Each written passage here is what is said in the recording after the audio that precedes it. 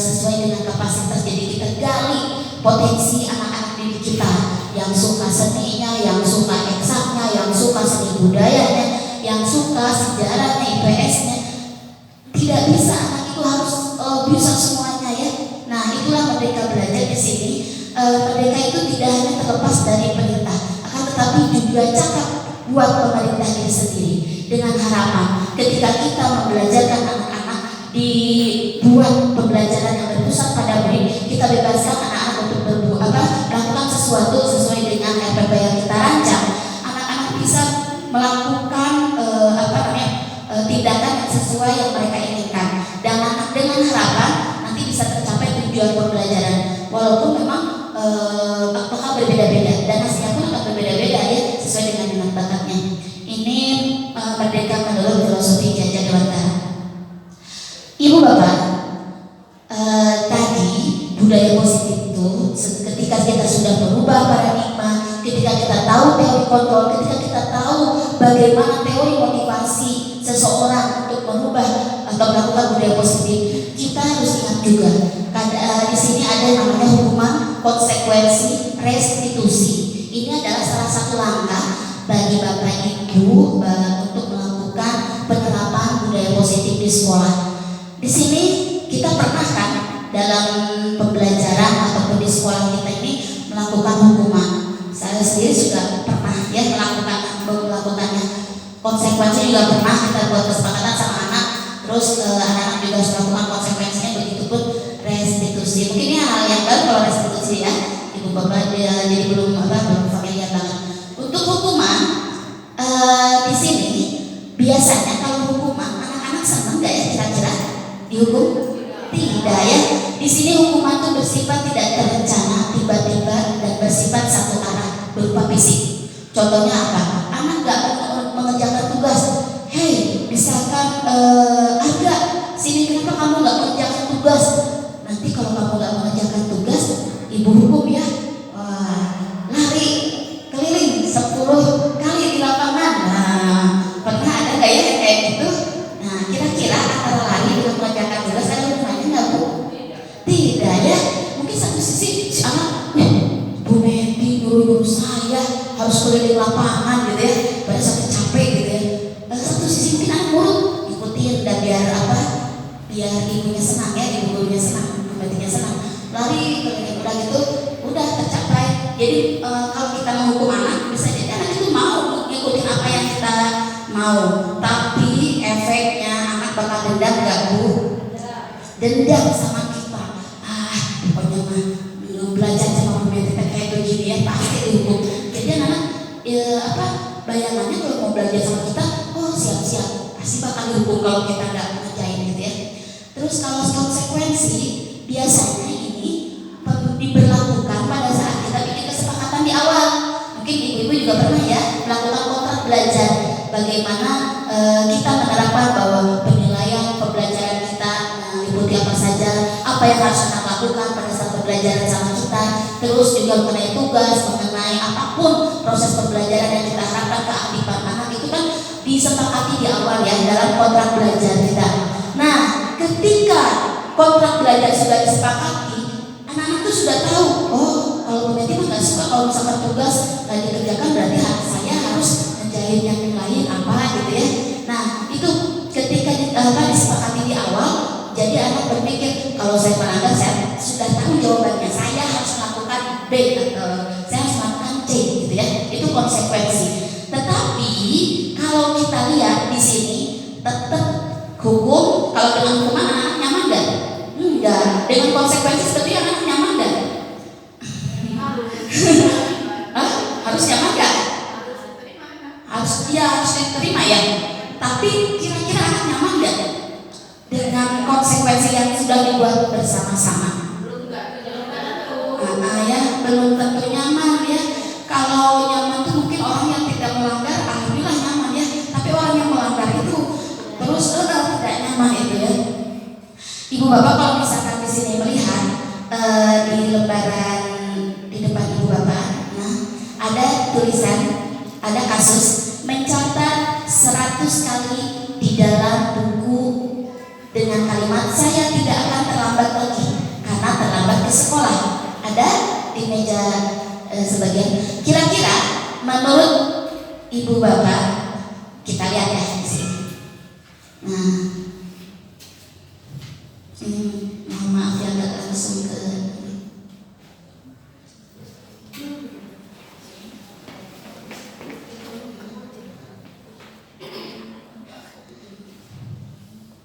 Untuk mengetahui bagaimana latihan untuk menentukan mana hukuman, mana konsekuensi, kita lihat ini perbedaannya ya. Bisa ibu lihat di sebagian meja yang sudah saya letakkan di situ. Enggak ada, yang enggak ada boleh lihat di layar. Di sini ada hukuman atau konsekuensi ya. Ibu bapak boleh jawab ya. Mencatat 1000 kali di dalam buku dengan kalimat saya tidak akan terlambat lagi, terlambat ke sekolah. Kira-kira itu hukuman apa konsekuensi? Iya. Sip, lari mengelilingi lapangan basket 2 kali karena terlambat hadir di sekolah. Hukuman ya. Membersihkan coretan yang dibuatnya di meja tulis. Konsekuensi karena dia habis ini harus dibersihkan lagi. Terus murid diminta untuk push up 15 kali karena tidak menggunakan masker. Konsekuensi apa? Oh kata Bu iya konsekuensi, kata Bu yang lain hukuman. Kenapa itu bilang konsekuensi?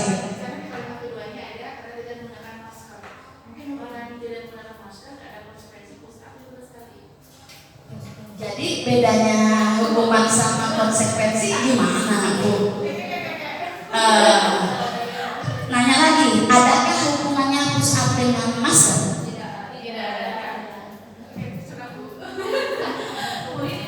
Iya. Hukuman apa konsekuensi? Yakin? Yakin? Iya, nggak ada korelasinya dengan masker. Coba ibu lihat nih, membersihkan coretan yang dibuatnya di meja tulis, ada nggak hubungannya? Ada, karena kita yang melakukan dan kita sendiri yang harus membersihkannya. Itu konsekuensi, ada hubungannya ya. Nah, coba lihat lagi di sini, berjemur, menggantikan kertas tugas teman yang telah dicoret-coret. Ada hubungannya? Ada ya. Terus berjemur di lapangan basket pukul 12 siang karena mengobrol dengan teman. Ada korelasinya enggak? Tidak ada. Ya, betul hukuman. Murid diminta bertelanjang kaki sepanjang hari karena tidak menggunakan sepatu warna hitam sesuai peraturan sekolah.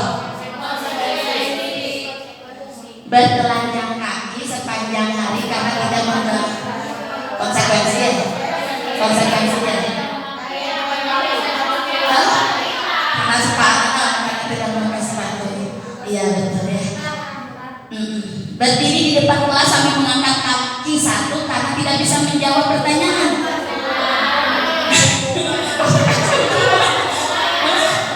Hukuman ya. Terus membersihkan tumpahan air di meja tulis karena tersenggol pada saat belajar. Iya betul. Terus ada lagi ya Bapak Ibu. Di sini kehilangan 10 menit jam istirahat. Kehilangan mana kehilangan 10 menit jam istirahat untuk mengerjakan tugas karena terlambat datang dan tertinggal pelajaran selama 10 menit. Kehilangan 10 menit ya konsekuensi ya. Terus duduk di bangku di pinggir lapangan pada jam istirahat, tidak diizinkan bermain oleh guru piket karena mencederai teman saat bermain di lapangan. Kemana konsekuensi? Ayo, ada hubungannya enggak? Tidak diizinkan tuh cemik dipikir menuju istirahatnya tong main konsekuensi. Terlambat hadir di pembelajaran dari 15 menit dan diminta untuk tinggal 15 menit sesudah kelas selesai untuk membahas ketertinggalan pembelajaran. Lari mengelilingi lapangan basket 2 kali karena terlambat 10 menit untuk pelajaran PJOK. Konsekuensi karena ada hubungannya dengan PJOK ya. Iya. Membersihkan WC sekolah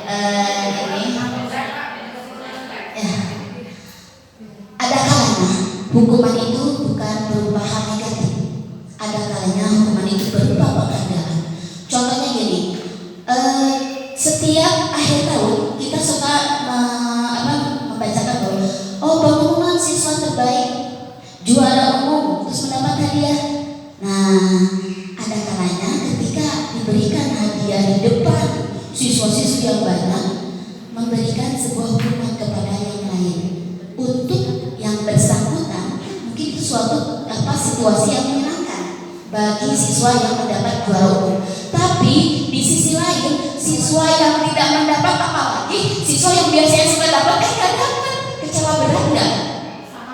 Sangat kecewa gitu ya.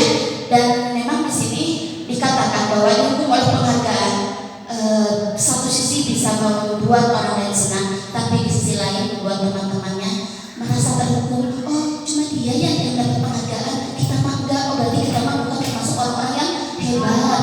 Berarti kita bukan termasuk orang yang pintar gitu ya. Nah, di sini makanya nih, saat kita berulang kali menjanjikan hadiah kepada anak-anak agar berperilaku bertanggung jawab, atau kepada seorang murid agar belajar sesuatu yang baru, atau kepada seorang karyawan agar melakukan pekerjaan yang berkualitas, kita sedang berasumsi mereka tidak dapat melakukannya, atau mereka tidak akan memilih untuk melakukannya. Karena apa? Ini seolah-olah mendapat sebuah pilihan. Oh, berarti kalau kita bisa tidak terlambat, kita nggak bakal dapat reward nih. Nah, jadi kan mereka melakukan suatu aturannya karena ibarat tadi ya. Jadi ini motivasinya ekstrinsik apa intrinsik? Ekstrinsik, dan tidak akan bertahan lama ya.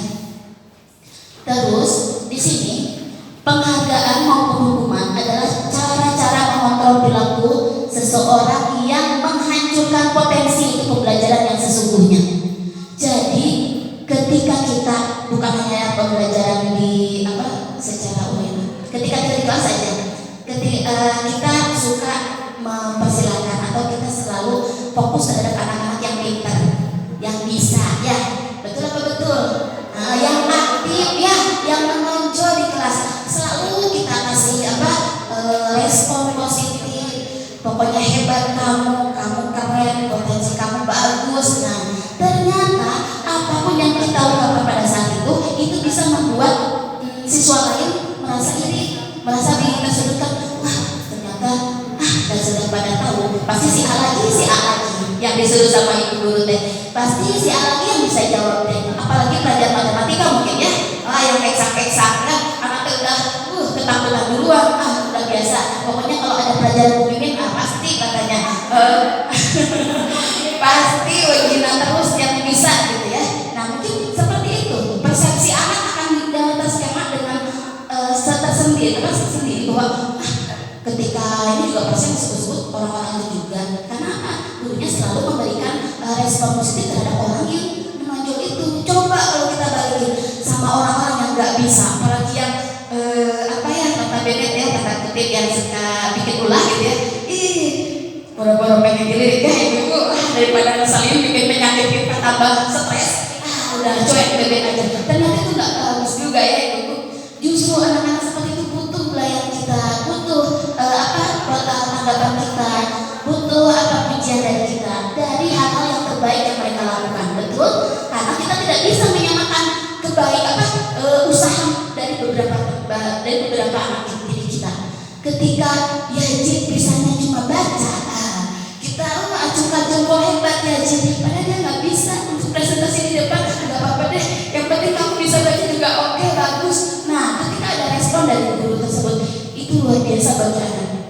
Dan biasanya keesokan harinya anak itu, Bu, aku udah bisa baca, Bu, aku udah bisa baca ini, bisa baca ini lagi. Jadi soal pengen ditanggapin sama kita terus ya. Dan itu membuat percaya dirinya tuh makin meningkat ya. Itu ada kalanya penghargaan memang harus dalam proses itu tidak harus merata lah gitu Pak. Dalam pada intinya kita tidak boleh menspesialkan seseorang dalam pembelajaran. Kita harus menyamakan ya anak itu sama perlakuannya di mata kita. Kita tidak boleh spesial terhadap orang yang hebat, tidak spesial terhadap orang yang biasa-biasa, apalagi yang misalnya gitu ya.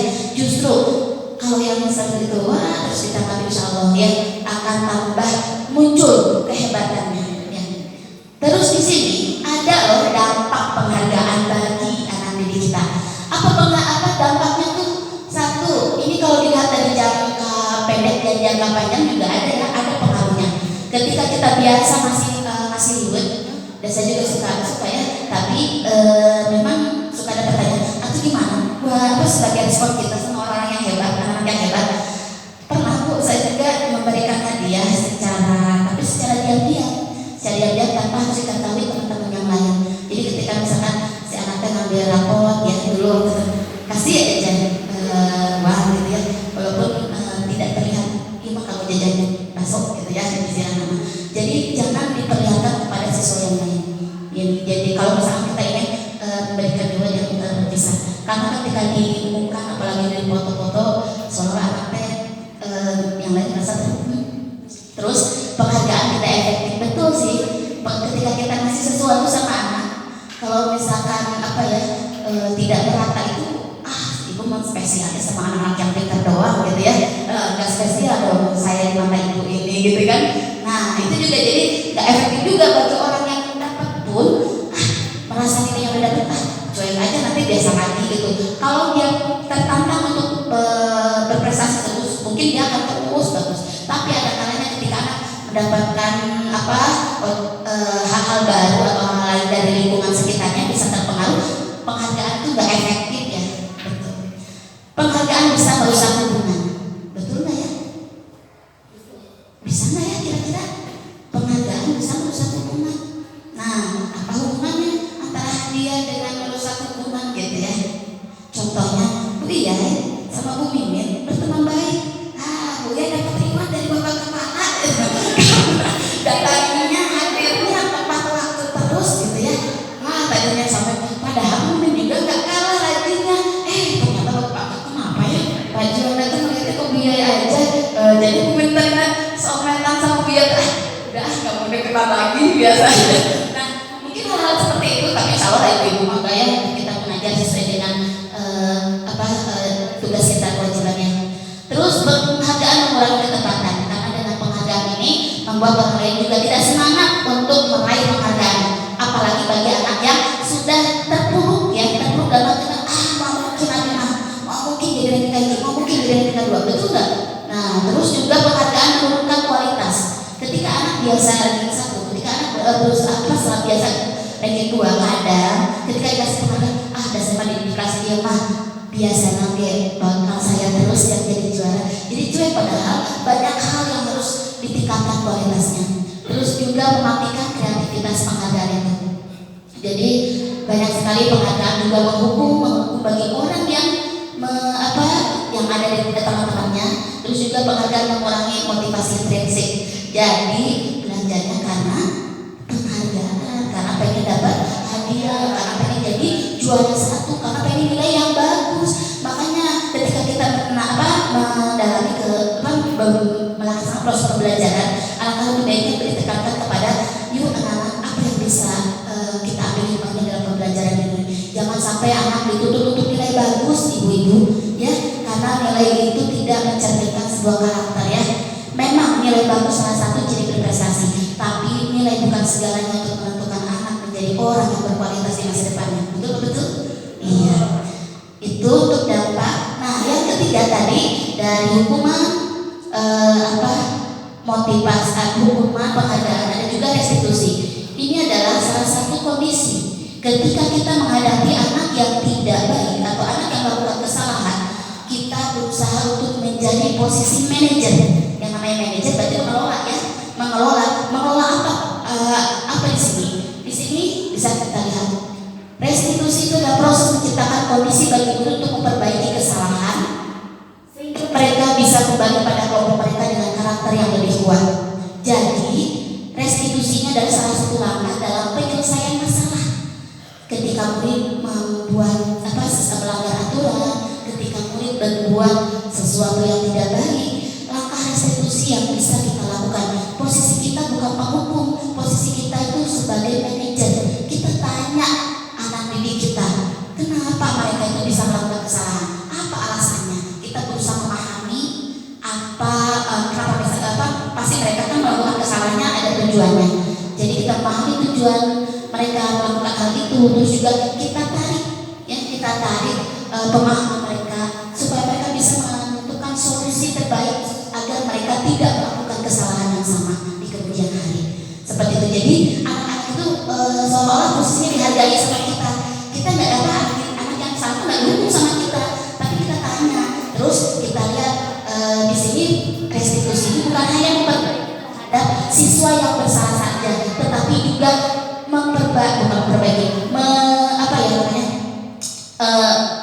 menangani juga bagi korban yang menjadi korban dari si pembuat masalah ya. Oke, itu restitusi. Nah, tujuannya adalah ini menanamkan disiplin positif juga, terus ya untuk membimbing, dan ini penerapannya juga di lingkungan ya. Nah, ini bedanya antara hukuman, konsekuensi, dan restitusi. Ibu kalau hukum anak biasanya hasil suka nyakitin kan? Pasti ya, nyakitin hati anak. Ketika apalagi kita terlontar kata-kata yang negatif terhadap anak, anaknya pasti seolah-olah merasa bersalah ya. Terus juga di sini sesuatu harus terjadi. Konsekuensi ini sesuatu yang harus terjadi.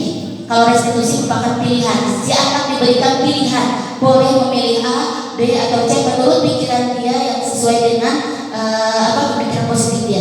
Terus ketika ada hukuman di sini pasti gak nyaman sama anak ya, karena anak dihukum sama kita, dia dipermalukan pasti gak nyaman. Terus di sini juga kalau konsekuensi, satu sisi ketika disepakati tetap nyaman sih nyaman, tapi yang pasti adalah sisi-sisi dari sanubarinya yang merasa tidak nyaman. Terus menguatkan untuk murid jangka panjangnya untuk restitusi. Karena si murid itu jadi ingat, saya pernah ditamanin sama Bu Iis harus berbuat yang lebih baik gara-gara terlambat ke kelas. Terus kalau hukuman ya murid itu akan tersakiti, murid hanya dibuat tidak nyaman. Kalau restitusi di sini mendapatkan penguatan ya. Terus di sini untuk perilaku ketika kita menghukum ini seolah-olah anak-anak tuh pasif gitu ya. Jadi sesuai apa yang kita mau anaknya gitu, maka menuruti kayak robot, kamu begini pasti gini, pas kamu harus pasti gitu. Tapi kalau konsekuensi sini penguatannya hanya jangka waktu pendek. Kalau restitusi justru di sini anak-anak bisa memecahkan masalah. Terus kalau biasanya di sini ada korban ya. Kalau hukuman biasanya korban mendapatkan keadilan, senang gitu. Oh si ada dihukum, senang ya korbannya ada dihukum. Tapi sisi lain kalau lihat konsekuensi, kita melihat posisi yang berbuat salahnya, sementara korbannya cek-cek aja. Nah sementara kalau restitusi, korban itu benar-benar ditangani. Jadi apa nih supaya si korban tidak merasa tersakiti ya. Nah banyak hal yang lainnya lagi ya ibu bapak. Nah, terus ini ciri-cirinya. Nah restitusi itu menebus kesalahan ya, bukan menebus kesalahan, namun untuk belajar dari kesalahan. Restitusi itu memperbaiki hubungan. Restitusi itu tawaran bukan paksaan. Jadi kita tawar-menawar sama murid ya, bagusnya gimana nih. Restitusi itu menuntut untuk melihat ke dalam diri. Restitusi mencari kebutuhan dasar yang mendasari tindakan. Jadi kebutuhan dasar dari sesuatu. Terus restitusi ini adalah cara yang paling baik. Restitusi fokus pada karakter bukan tindakan. Restitusi fokus pada solusi. Ini solusi. Restitusi mengembalikan murid yang berbuat salah kepada kelompoknya. Jadi murid yang salah pun tidak merasa disudutkan, karena dia sudah bisa melakukan mempunyai solusi dan bisa menyelesaikan masalahnya ini. Dan dia pun bersikap positif terhadap korbannya juga ya, dan diterima di kelompoknya sendiri. Nah ini ketika kita melakukan segitiga restitusi ada 3 tahapan. Yang pertama menstabilkan, yang kedua menstabilkan identitas, yang kedua validasi tindakan yang salah, yang ketiga menanyakan keyakinan. Nah ibu bapak di sini untuk menciptakan budaya positif di lingkungan sekolah perlu adanya kesepakatan yang disepakati bersama. Bagusnya sih kita mempunyai kesepakatan sekolah ya, yang berupa keyakinan sekolah. Jadi di sini untuk memunculkan nilai-nilai kebajikan yang bisa kita junjung tinggi di sekolah ini. Jadi ketika kita memiliki nilai-nilai kebajikan yang dijunjung tinggi di sekolah ini, maka akan terciptalah lingkungan lingkungan budaya positif. Nah, di sini juga kenapa sih perlu adanya keyakinan kelas? Beda nggak dengan peraturan kelas? Beda? Beda ya? Kalau peraturan kelas apa ya? Anak hadir tepat waktu, gitu ya. Atau siswa harus memakai atribut yang lengkap seragam, terus apa lagi ya? Nah, banyak. Tapi kalau keyakinan ini lebih kepada pernyataan positif, universal, dan junjung nilai kebajikan ya Ibu Bapak. Dan keyakinan kelas ini atau keyakinan sekolah itu tidak perlu banyak-banyak, cukup 3 atau sampai 7, tapi bisa dijunjung tinggi dan disepakati bersama ya. Terus juga di sini hasil keyakinan kelas ini dibuat dari kesepakatan bersama, disetujui, ditandatangani bersama. Saya udah uji coba di kelas 8D dan mudah-mudahan ini juga bisa berlanjut karena keyakinan kelas tanpa adanya kontinuitas untuk diingatkan itu gak ada gunanya. Jadi keyakinan kelas itu harus terus diingatkan ya, karena harus ditinjau terus dari waktu ke waktu. Ini yang kita harapkan, mau bermula dari peraturan yang diharapkan ya, terus dibuatkan jadi keyakinan kelas. Ketika semua kita bayangkan saja semua kelas mempunyai keyakinan kelas, maka akan terciptalah lingkungan yang positif, dan lingkungan positif merupakan salah satu budaya positif yang kita terapkan di sini. Bisa dilihat Ibu Bapak di sini, yang mana keyakinan, yang mana kesepakatan. Yang hijau apa yang putih? Coba. Di sini ada kesepakatan kelas, datang tepat waktu, mengucapkan salam, terus ada juga sih menjaga kebersihan sekolah, berdoa sebelum dan sesudah kegiatan, aktif dalam pembelajaran, tertib. Ini yang sudah disepakati di kelas. Di sini juga ada kami guru dan murid yang saling menyayangi, kami murid yang semangat belajar, kami murid yang peduli dengan teman-teman. Nah, kira-kira, tadi kan yang namanya keyakinan itu menjunjung tinggi nilai-nilai kebajikan. Kira-kira yang hijau atau yang putih keyakinan? Kan? Yo, pintar Bu Imas. Yang putih. Betul. Kenapa Bu Imas bisa menganggap yang putih sebagai keyakinan kelas?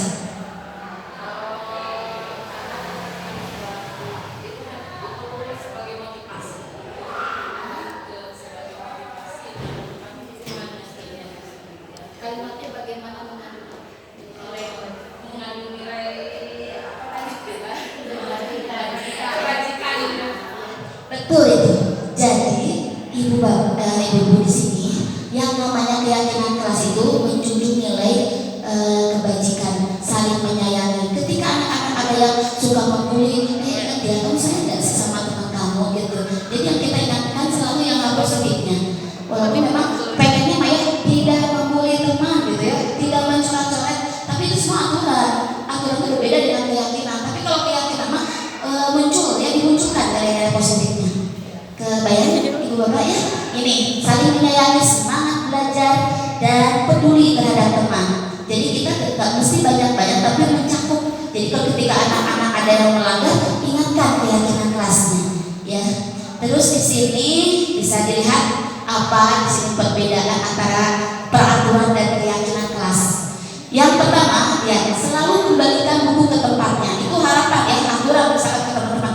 Di sini nilai keyakinannya tanggung jawab. Dilarang mengganggu orang lain. Oh iya, menghormati orang lain. Hadir di sekolah 5 menit sebelum pembelajaran dimulai. Oh, menghormati, komitmen. Dilarang melakukan kekerasan.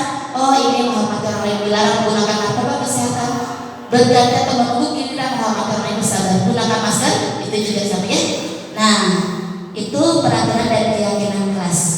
Oke, ini prosedurnya bisa nanti dilihat ya, intinya mah disepakati bareng-bareng.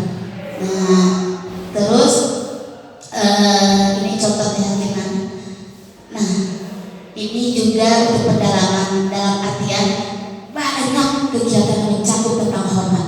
Banyak yang kegiatan baik itu hormat itu bukan hanya dari murid tapi dari guru juga ya.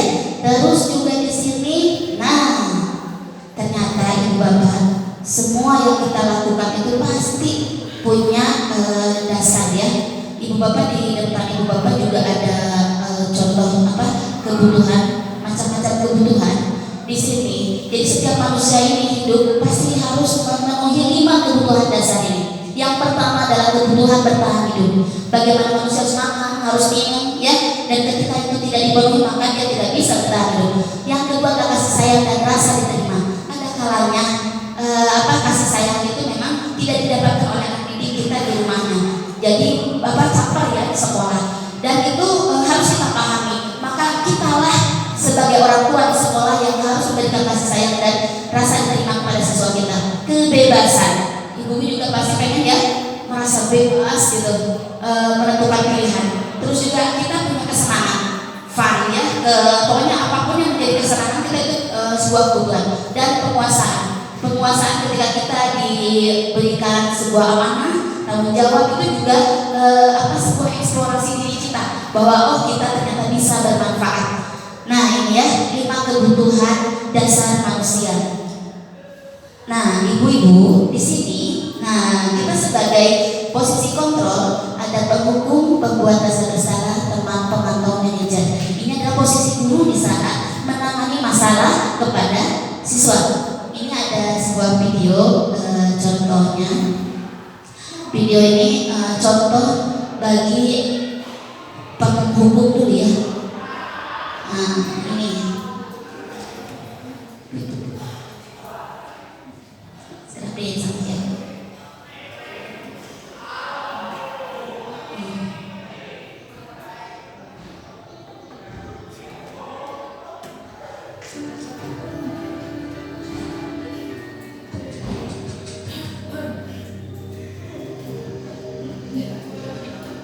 Ini siswa yang terkenal.